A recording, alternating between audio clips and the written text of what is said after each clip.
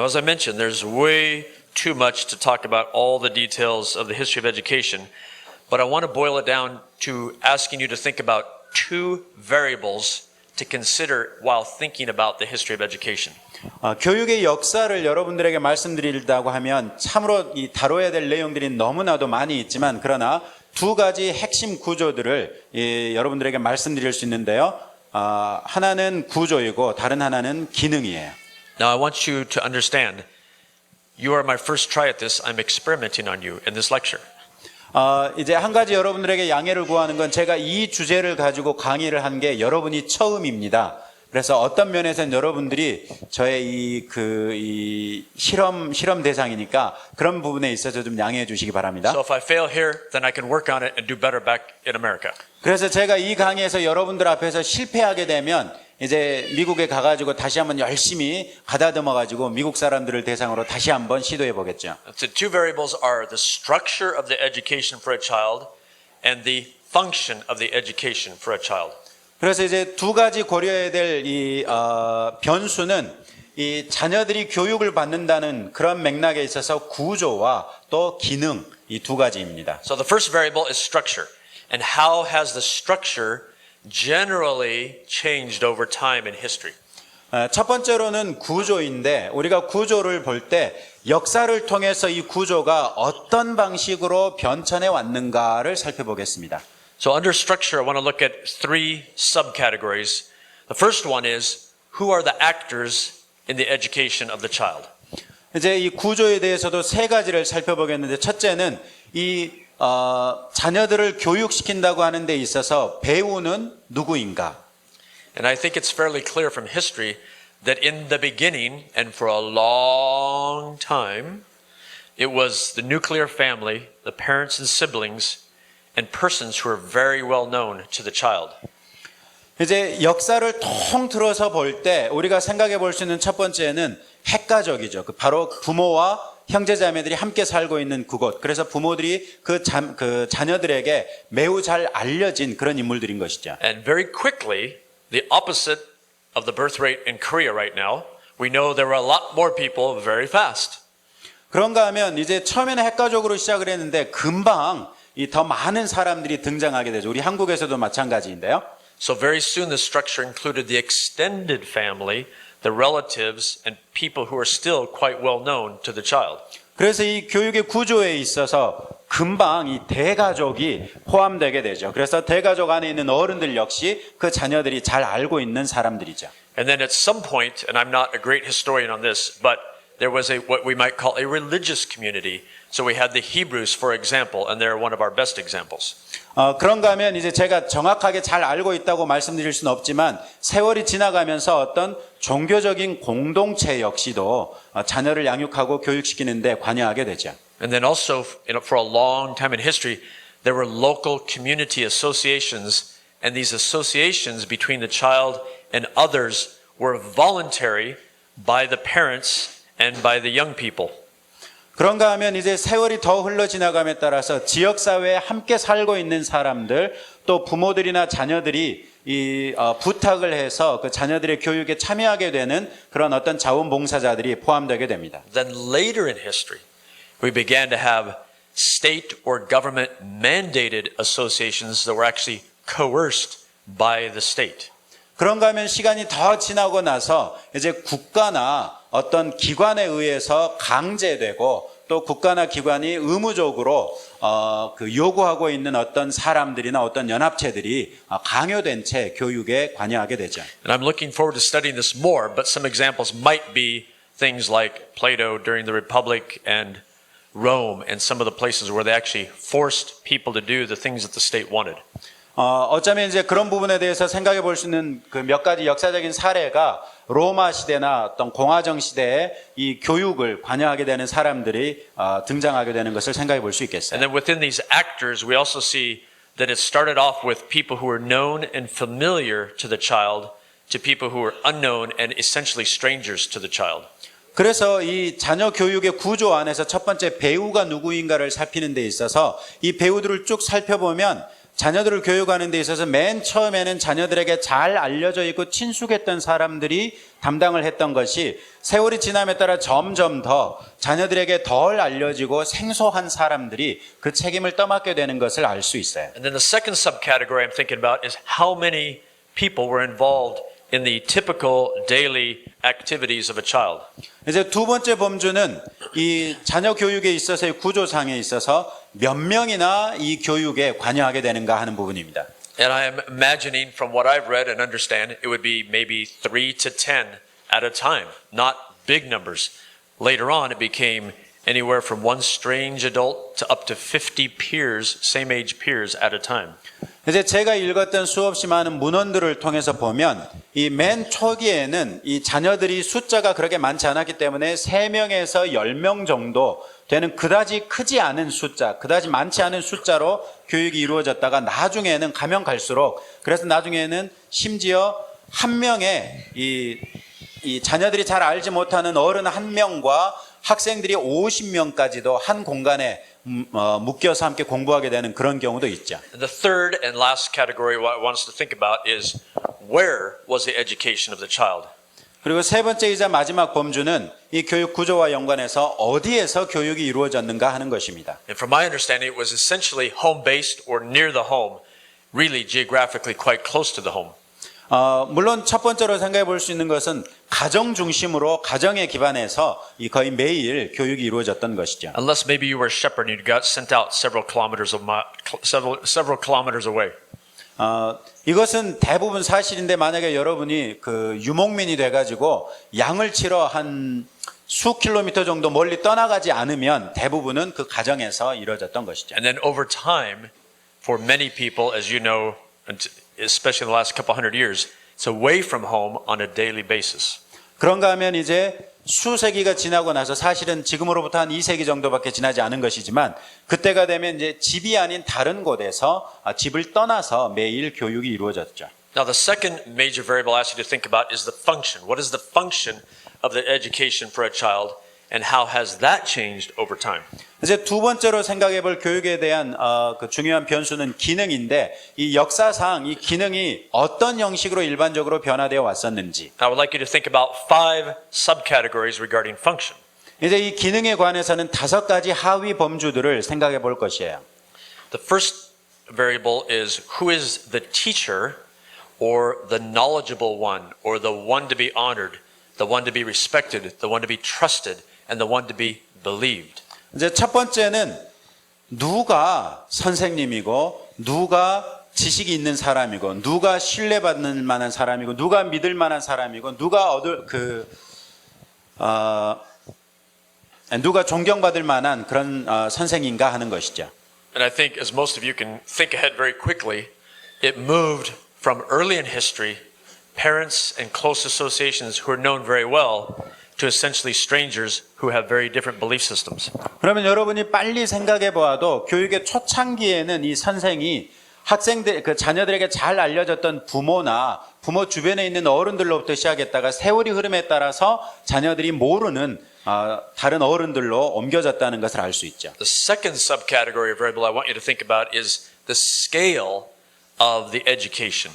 이제 두 번째로 생각해 볼 수 있는 기능에 관련된 범주는 이 교육의 규모예요. And it went from a household or family economy function and moved to a large scale state or corporate kind of function. 이제 이 규모와 연관해서는 작게는 가족이나 가정 경제 단위의 규모에서부터 크게는 국가라든지 어떤 대형 기업과 같은 대규모 그에 이르기까지 기능이 작용하죠. The third variable is what happened over time in terms of the purpose of education. 그리고 세 번째는 교육의 목적이 무엇이었던가 하는 내용입니다. Now, I simplified this on the overhead, but I'm going to change it a little bit here. Early in the history of education, it was generally to advance what was needed for the local household and the very close community.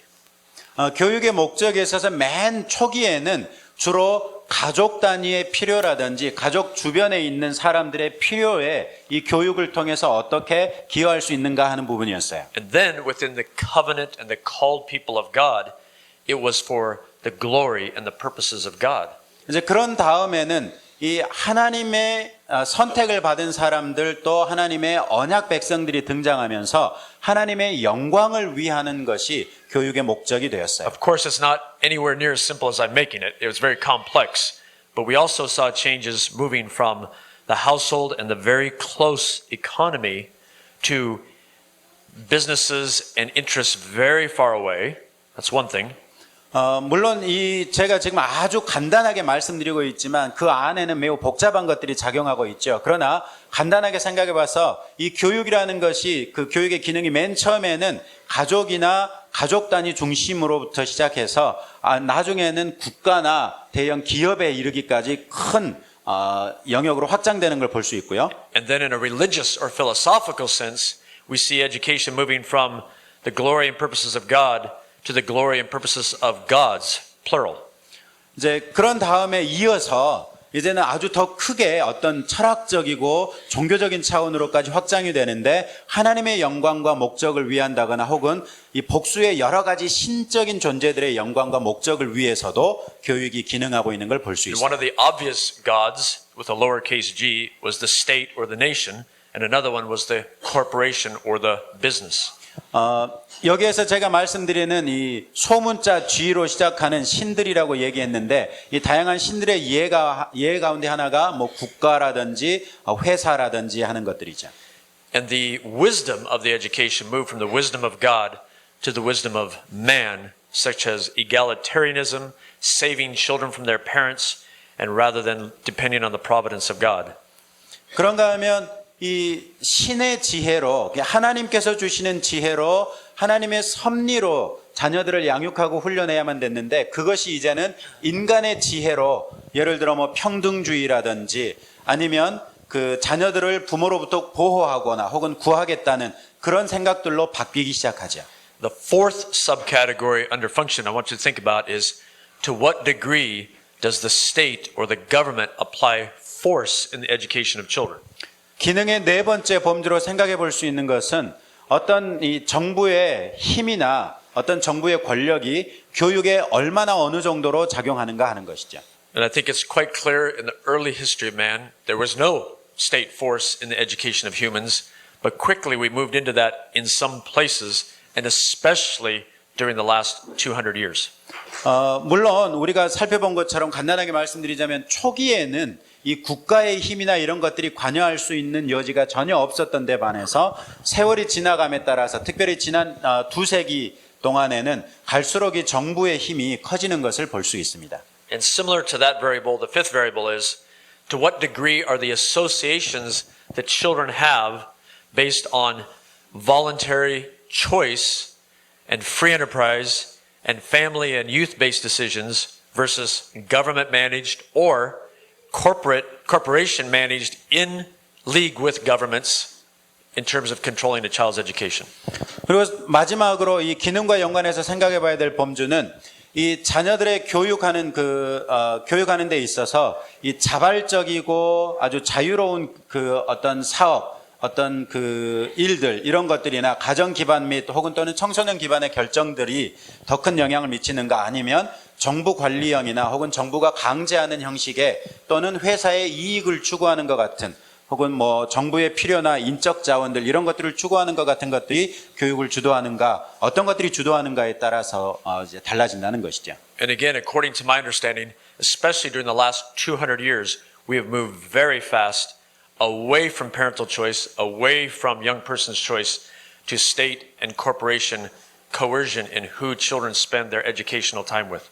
그리고 이제 다시 한번 말씀드리지만 지난 한 200년 동안에 걸쳐서 부모들의 결정이나 자녀들의 결정이 더 중요했던 것으로부터 이제는 국가나 이 기업체들의 필요나 또 사회의 필요 이런 것들이 훨씬 더 자녀들의 교육을 주도하고 있는 것을 보게 되죠. So those are the two variables I wanted you to consider, structure and function. And even though I have a bias, I try to just sort of describe things for you. 이제 지금까지 우리가 교육의 두 가지 변수들을 즉 구조와 기능을 살펴보았는데요. 물론 저 역시도 어느 정도 한쪽으로 경도된 면이 없진 않지만 그러나 그 내용들을 간단하게 여러분들에게 제시해 드렸어요. But there's a fallacy in logic called the is-ought fallacy.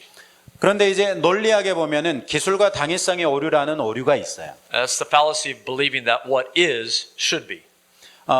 이 오류는 뭐냐면 우리 눈에 보이는 뭔가가 있는데 이 눈에 보이는 그대로 다 이루어져야만 된다고 생각하는 그런 오류예요. And it's sort of a part of human nature, I think, to believe without even saying it that things ought to be the way they are just because that's where we lived, whether it's Korea or America. 이게 이제 한국이든 미국이든 상관없이 우리가 일상적으로 바라보고 있는 그런 일들이 그렇게 일어나야만 했다고 생각하는 것이 우리 인간들의 경향인 것 같아요. So followers of Christ do not simply ask what is being done. Followers of Christ ask what should be done. 그렇기 때문에 우리 그리스도를 따르는 사람들은 어떤 일이 왜 일어났는지, 어떤 일이 일어나는 걸 보고 일어났구나 이렇게만 생각할 것이 아니라 어떤 일이 왜 일어났는가 또 어떻게 되었어야만 하는 일이었는가 이런 것을 질문해야 된다는 것이죠. So we take a quick look at the history of education, and as Christians we need to ask, what does Scripture say about these different things that were done during different times in history? 지금까지 우리가 이 교육의 역사를 간단하게 살펴보았다고 하면 교육의 역사에서 우리가 몇 가지 중요한 포인트로 생각했던 것들에 대해서 성경은 뭐라고 말씀하고 있는가 역시 생각해 봐야겠죠. Christians need to know and understand the doctrine or instructions from God on the education of children, and I talked a lot about that this morning.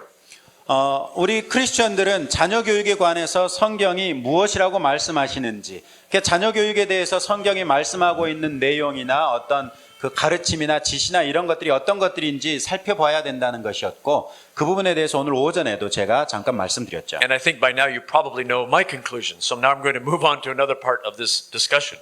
아마 그런 부분에 대해서는 이미 제가 말씀드릴 결론을 알고 계실 것이라고 생각하기 때문에 이제 다음으로 넘어가 보겠습니다. So the question is, for this talk, what is the significance of home-based education in the history of all of education?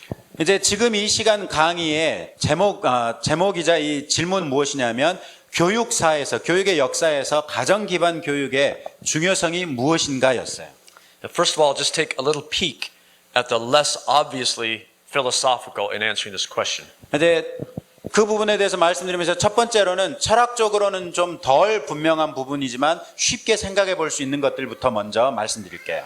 First of all, home-based education represents an education that is very customized and individualized to the unique traits, characteristics, strengths, and weaknesses of each person who God created. 이제 첫 번째로 이 가정 기반 교육은 하나님께서 창조하신 각각 개인이 가지고 있는 강점이나 약점이나 혹은 어떤 성격적인 특성이나 특질들 이런 부분에 맞춰서 1대1 방식으로 그렇게 필요에 맞춘 교육 또 개별화된 교육이 가능하다는 것이죠. Second of all, home-based education represents an opportunity to make sure that a child has learned something before you move on to the next step in that particular topic.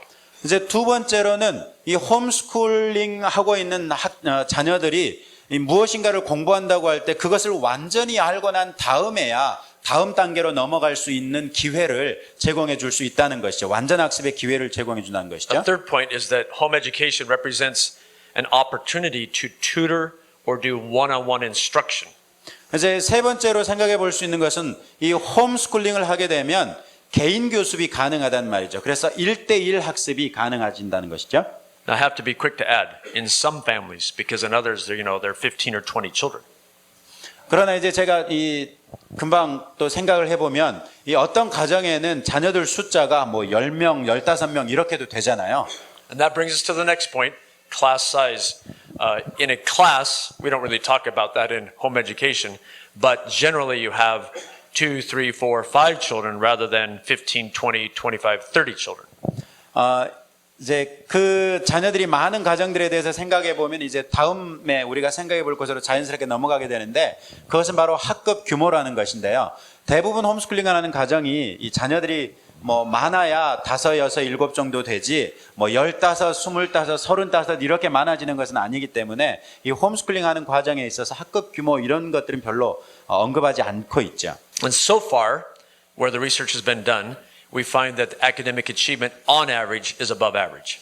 그럴 뿐만 아니라 지금까지의 연구 결과에 따르면 홈스쿨링을 했던 자녀들의 학업 성